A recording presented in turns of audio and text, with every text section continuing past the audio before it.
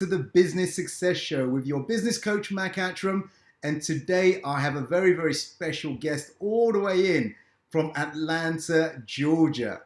Now, I'm going to introduce her to you in a moment. Now, as always, on this show, we're looking for inspiration. We're looking for success tips. We're looking on how we can live a better life. We're looking for how we can drive our business to a better place. And so when my team came across Greta, we knew we had to have her on the show. Now, if you love golf, stay tuned and stay on. If you've never played golf before, stay tuned, stay on. Listen, it doesn't matter. We're going to be talking about golf. We're going to talk about business. We're going to talk about how the two relate. We're going to be talking about lifestyle and everything else in between. Now, before I bring her up here, let me tell you briefly about her. It's Dr. Greta Anderson. Now, she's an LPGA Class A golf professional and founder of Dr. Greta Golf. Now, she's based, as I said, in Atlanta, Georgia, and she's run several successful businesses. She started them up. She's also taken them to acquisition as well. But in her heart, she's an educator with more than 25 years experience in educational research. Now, her mission is to fuse her knowledge of human learning and golf instruction to help as many people of every identity possible to transition from the sidelines, so check this out, to the fairways of golf courses around the world. Dr. Greta Anderson, thank you for jumping onto the Business Success Show. Welcome. Thank you so much for having me. I'm excited to be here. That was quite an introduction. I love it. Yeah, it's a great summation of what I'm passionate about and what I've been doing, I guess, all these years. Well, fantastic. I think a good starting point would be, tell us a little bit about your entrepreneurial background. Sure. You know, what type of businesses did you set up and get it acquired? And then eventually I think we'll go down the golf route as well. Sure. So really, my first true business was when I was a little Greta. I realized that in the lunchroom, everyone wasn't happy. So I figured out, hey, kids, everyone wants what the other kid had. So I kind of made this kind of clearinghouse of sorts that for a small weekly fee, because everybody got like a small weekly allowance, you could participate in this trade. And so maybe you had an orange, but you wanted, I don't know, those cookies, those chocolate chip cookies that someone else had put into the mix. Well, for your 25 cents per week, you could trade it out. And it was pretty lucrative. It was actually pretty good, for the time. So that was really my first, honestly, truly my first glimpse at like, hey, if you just kind of think about something and see a need and kind of build something to fill the gap, it kind of works. Wow. How old were you roughly at that time? Let's see here, maybe 8 or 9. Wow. Pretty entrepreneurial at such a young age. Yeah. Fantastic. Yeah. It was really kind of, candidly, a little self-serving because I kind of had a couple, we had great lunches. My mom was a great lunch packer, but you always want what the other kid has, and I thought, well, maybe if I could incentivize some trades here, we could make this work. And sure enough, it worked a little bit. Oh, fantastic. Very good. Very good. And so some of your grown-up businesses was what then? What did you get involved with? So really the next phase, I played tennis, competitive tennis for decades. Really? Oh yes, I started playing tennis when I was a very small girl. And so I started teaching. I love to teach whatever I love teaching it. My mother has told me that for years, and it's true. So really my first business was a tennis business, my tennis instruction, but I also kind of figured out, hey, this really isn't scalable. Though I loved one-to-one lessons, that's when I quickly realized, hey, you kind of got to figure out how to do this in a group fashion. And even from there, I had what was loosely kind of fashioned as a small academy. So again, it was that. But in terms of just kind of nuts and bolts, my first business, that really was after, as I was in corporate America as a researcher. I'm a researcher. And I realized that working with large, Fortune 50 companies, that type of thing, I knew that there were kind of these crumbs on the table in terms of research projects that they would leave. Like I knew that for a lot of the research houses, they're not even looking at something that's not under $50,000 or $100,000. Well, that might be crumbs to them, but that's, that's a pretty good piece of, business. And so I kind of married my knowledge of that with the relationships that I'd built as a researcher, from the supplier side and the provider side, and said, hey, let me use my skills as a researcher to fill in this little gap. So these small projects, maybe they were we need a quick turn on the data generation for a meeting in the morning. We didn't realize that this, that the senior exec was going to want to see another round of this data run. Well, I was willing to be the one that stayed up all night and ran it and analyzed it. And so that was really my first real business when I realized this kind of works. And so I had some kind of contract partners, and we kind of built this loose little conglomerate. And that was really what I did. That was my first real entree out of corporate America. In both instances, what I'm hearing you say, even at a school, even in corporate America, you notice a problem. These kids want what the other kids have got. Or this department is lacking this and someone needs to fix it. And so you solve that problem for a fee. And that is business. Fantastic. That is business. That is business. Right. And some people complicate business too much. Yes. They go and design something and they think it's fantastic, and then they try and sell it. As opposed to, what is the problem? What is the demand? Let me provide that and people will buy. I love that. Yeah, exactly. And that for me, I won't say that I'm the most creative person. So for me, it's a bit more natural to just look and see what are the gaps. I'm pretty good at identifying the gaps. And sometimes I may have the skill set or the wherewithal to fill the gap or to create a system to fill the gap. And sometimes I don't, but look for the gaps. I mean, that's really, at the end of the day, that's what business is. Look for the gaps and help fill it. Fantastic. So tell us about your, we know you're very sporty, obviously played tennis, you instructed tennis. How did you move from tennis to golf? What happened? Well, I've always loved golf. And I started playing and dabbling in golf when I was a kid, but it was nothing serious for a couple of reasons. The big one being that golf was very plain. It was very vanilla. And as I said, I started playing tennis as a small girl. And so by the time I was, still not even a teenager, I mean, by 10, 11, I had quite a tennis community, a diversity of friends, great coaches, a great support system at the club where I trained. I grew up in Detroit, Michigan, right in the middle of the city, so I had all of these great things that, there are only so many hours in the day and there are only so many resources. My parents, great parents and everything like that, but even both sports are not necessarily inexpensive, right? Right. And so, it wasn't just, you can do it all. That really didn't exist here. But really, golf, I like the sport, but nothing about the community was inviting to a 9-year-old little African-American girl. Right. That's true. I can imagine that. Yeah. So for me, it was really a no-brainer. I enjoyed playing and dabbling in it. My father has played golf I don't really remember him not playing golf. So, and I'm very close to both my parents, as my mom would say, I'm a dad's girl. Right. Okay. So I'm very close to him. And, it was a fun way to hang out. And that's actually where I hit my first golf balls, out with my dad. And, because the swings are, it's just movement of the body. We won't get into the biomechanics and everything. I mean, when I asked him, hey, can I hit a ball? And he said, sure, grab a club. And I put, a shorter club in my hand because, of course, he was an adult male and I was a little girl. So I probably one of his wedges or something like that. And I was just kind of trying to figure it out. Now, my natural dexterity is left-handed.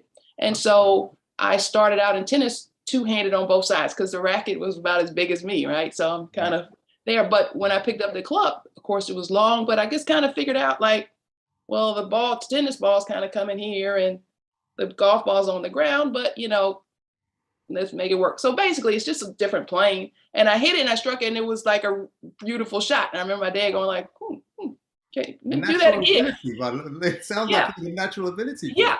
And so I never really practiced a lot, but I always could play well. But remember, I was hitting hundreds and hundreds of thousands of balls a week. as a Wow. tennis Yeah. player. Yes. And the Yes. two-handed backhand was really my great shot. So I was practicing the motion, the rotation for hours and hours a day. So when I came back to golf, come to golf, it was very similar. And that's not uncommon. I'm not like some super freak aberration. Lots of tennis players become really good golfers. So that's kind of a normal thing in terms of, because of the similarities of the way the body moves. So that's really how I got into that. Got it. Thanks for that. And did you ever play professionally? Golf? Yeah. No, never played on the tour. Yeah. Though we as LPGA professionals, Yeah. we go through a rigorous process, and so we have to hit a benchmark and produce in a tournament, a professional tournament. So I guess if you put it that way, I have, because I had to produce then, and I've played, some qualifiers and that type of thing. But very interestingly, I never had an interest in playing professional golf. Very good. Listen, can you explain to everyone what I'll tell you something. Years ago, when I thought I want to get back into golf again, I hired a PGA instructor on a Yes. very high class golf course to go through this stuff. And he was really good. I mean, he went through the whole motion, how to hold it and everything. Yes. Tell everyone what LPGA stands for so they know the level you're talking about, right? Sure. So the Ladies Professional Golf Association, that is what we're speaking of. So in golf, obviously, the genders are separated there. And so the ladies are on the ladies' side, and the PGA Professional Golf Association is on it exists. Now, from what we call the teaching side, the clinical side of things, there are a handful of women that are also members of the PGA. So the Ladies Professional Golf Association is the world's oldest professional athletic association for women, devoted to women. And so we are just facts here.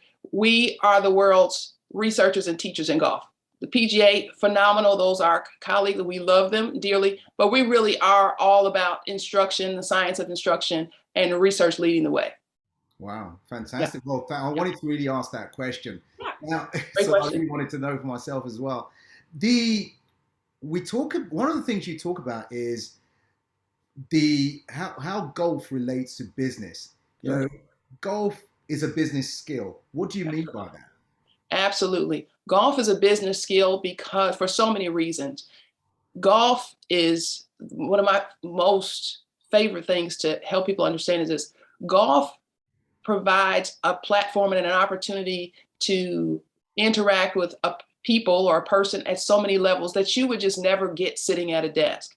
Moreover, what's the likelihood of you saying to someone, hey, let's spend 4 hours together? It's not going to happen unless they're a golfer, right? Right. And so in addition to the opportunity to get time together, it's also an opportunity to learn about a person. Of course, as people, we're only going to tell you so many things. It's not to mean we're going to be disingenuous, but I'm not going to sit here and probably share all of every aspect of my character with you. However, in a round of golf, I guarantee you, my character is going to reveal itself. And I like to say, golf is a character revealing activity, which is why it's so powerful in golf. Oh, wow. During a round of golf, you are going to experience every high and low. Okay. Ecstasy, frustration, anger, disbelief, and all of those things are natural. The difference is in how will someone choose to react to that? Like someone told me many years ago, we're just playing golf. We're just here. Yes, we're talking business. But if you feel compelled to be dishonest here, why would I do business with you? Right. So, Greta, is that one of the reasons why some very high-level leaders of institutions, corporations, you find them on the golf course quite a bit, networking or hey, for a meeting, let's meet on the golf. So is that why that happens, you think? Absolutely, because you're going to, the mask is going to come off. Right. Got it.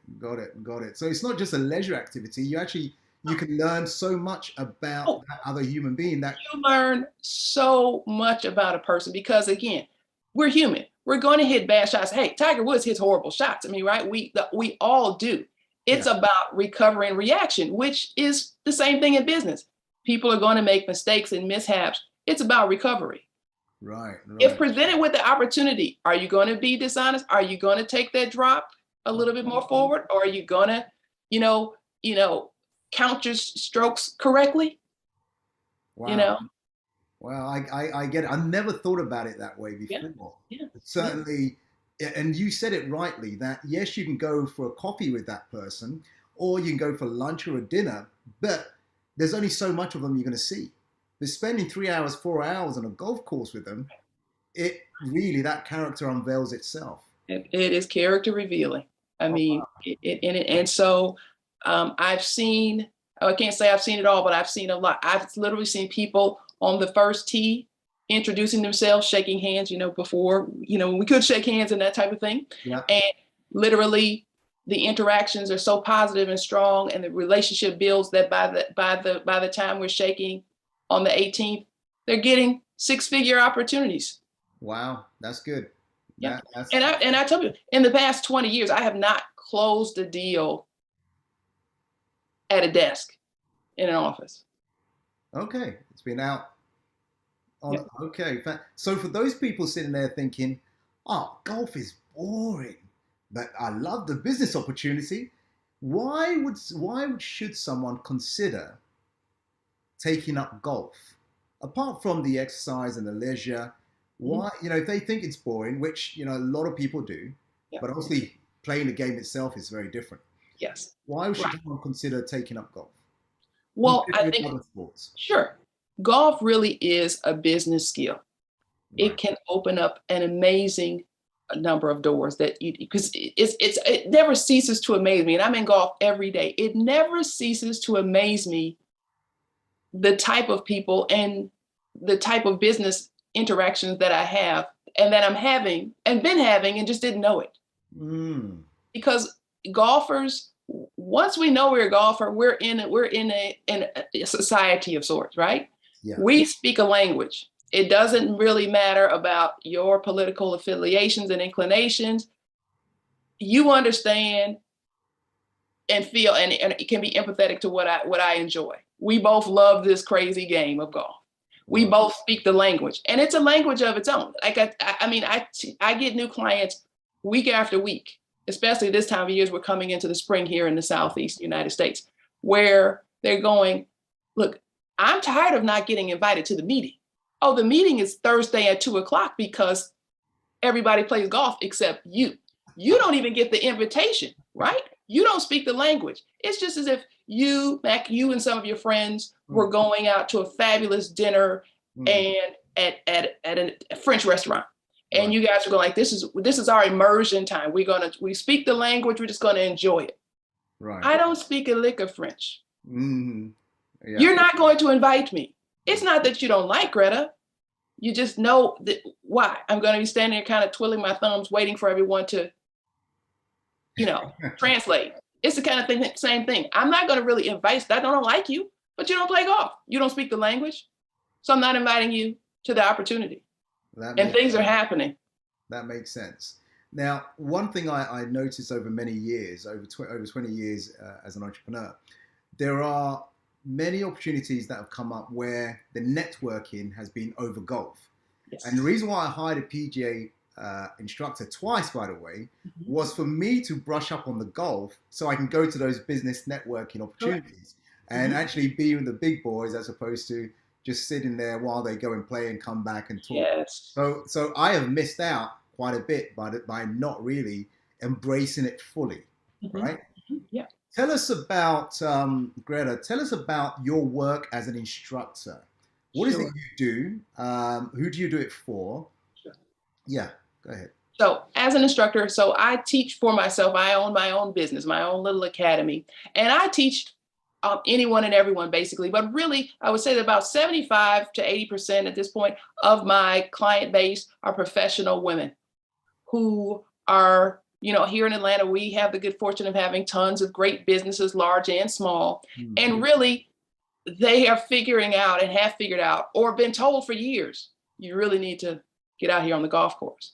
And of course, even if we use in the corporate environment, you get to a certain point, and if you have good mentorship, they're going to really get on you like, you really, really need to get out here. The meetings are not, we're telling you, the meetings are not happening in the building. The meetings are happening on, Wednesdays or whatever the case may be on the golf course. Mm-hmm. Now, if you're going to join the club and come on up to the C-suite, Yeah. you got to do this. And so one, high achieving people, which are often drawn to golf, Yeah. may even often say, which always makes me laugh, Greta, Dr. Greta, I just want to get the ball in the air. I just need to be able to move it forward, which is fine. But once they realize that this is just, and I say just, it's science, it's not magic. And that's the reason I say just. I work really hard to be very crystal clear in my explanation, and lean on your learning style preferences, and whether you're visual, audio, kinesthetic, whatever the case may be. I really work to infuse the knowledge in whichever way works best for you. But you're going to have, the ball's going to be in the air within 15 to 20 minutes. That's a guarantee. Mm-hmm. It's science.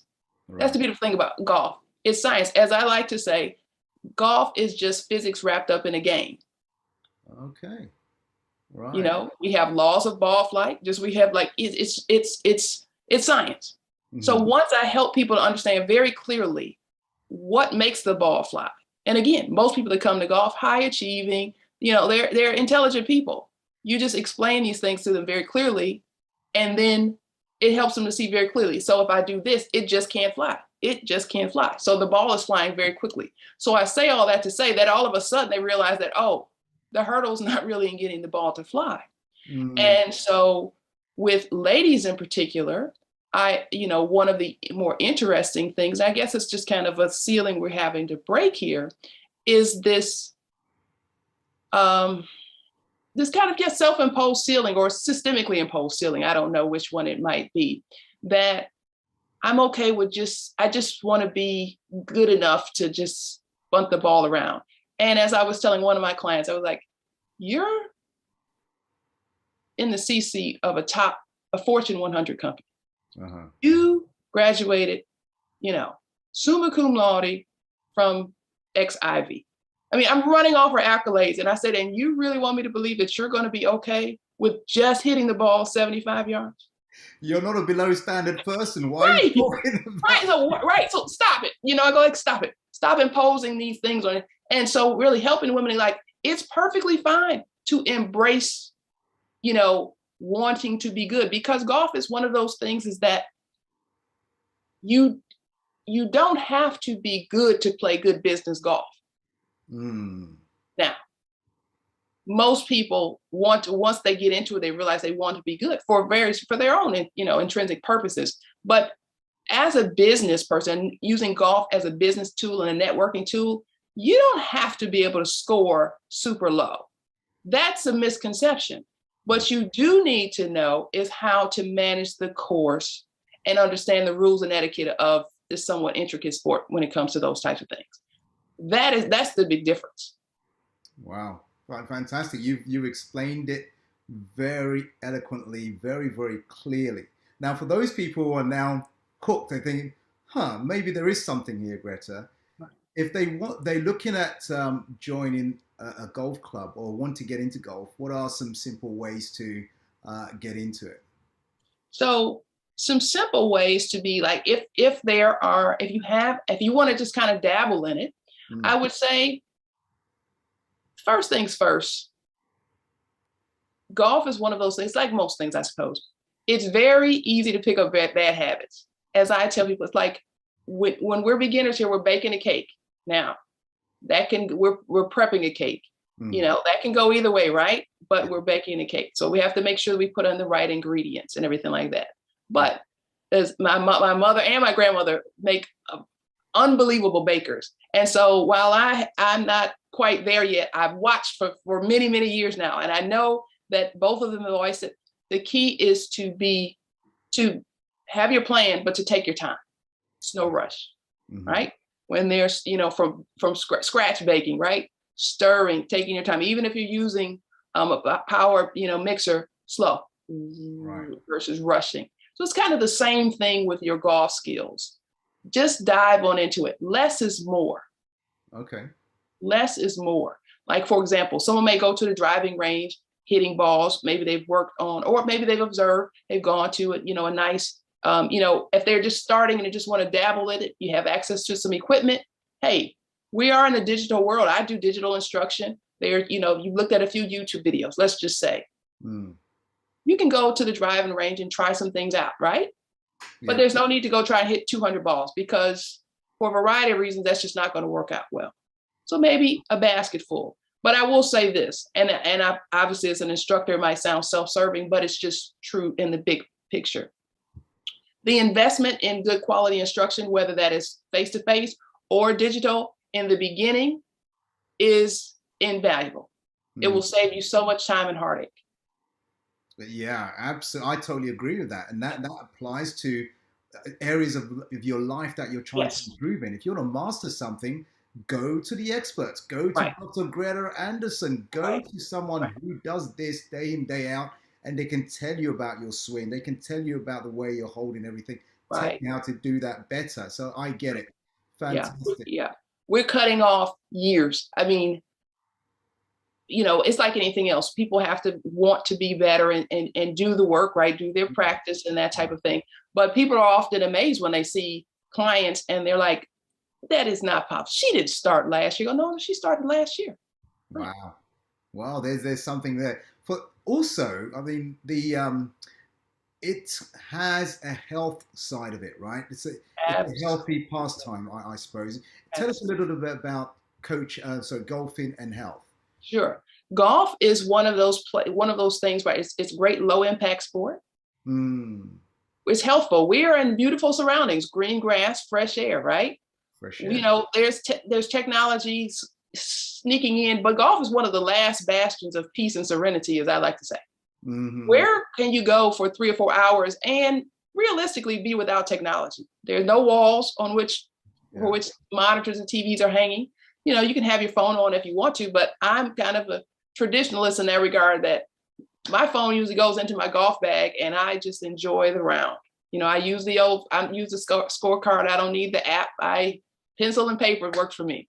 So it's that, and so for many of us, remember, golf is originally a walking sport. Here in the States, the motorized cart is very popular, but I know in other places like the UK, people are still walkers. A lot of people still, while the buggies are still around, but golf is a walking sport. But even if you're playing and you're using the motor cart or the buggy, there's still an opportunity to make it a healthful, activity. It is. We're swinging, we're moving. Again, we're on nice soft terrain. So if you're walking, you're not walking on man-made concrete that's messing with those joints. Right. Yeah. Swinging a good golf swing, which always makes me laugh. You go like, oh, this is a little bit more work than I thought. Yes, we're engaging a lot of muscles. And remember, because we're not swinging with our arms, we're swinging with our body. So we're using our core, we're using the hip flexors, we're using the posterior chain, the back of the body. So it's a good, nice, soft workout. And we're doing that quite a few times, right? We're rotating, we're swinging. Like I said, fresh air, mental health. Most people, many golfers will tell you, there's no place like the golf course to clear your mind. Of course, yes. Which in a cluttered, busy, frenetic world like we're in right now, it's the best. You'll see, it's very interesting. In the morning, particularly in the summer where the days are longer, the early morning golfers, peaceful, quiet. It's a great place to gather your thoughts. Here's a little interesting. You will see a lot of really high achieving business people play early morning rounds of golf. Wow. Dr. Greta Anderson, you shared and enlightened us with so much around golf that maybe we haven't considered. And some people watching or listening maybe play, but a lot of them do not play.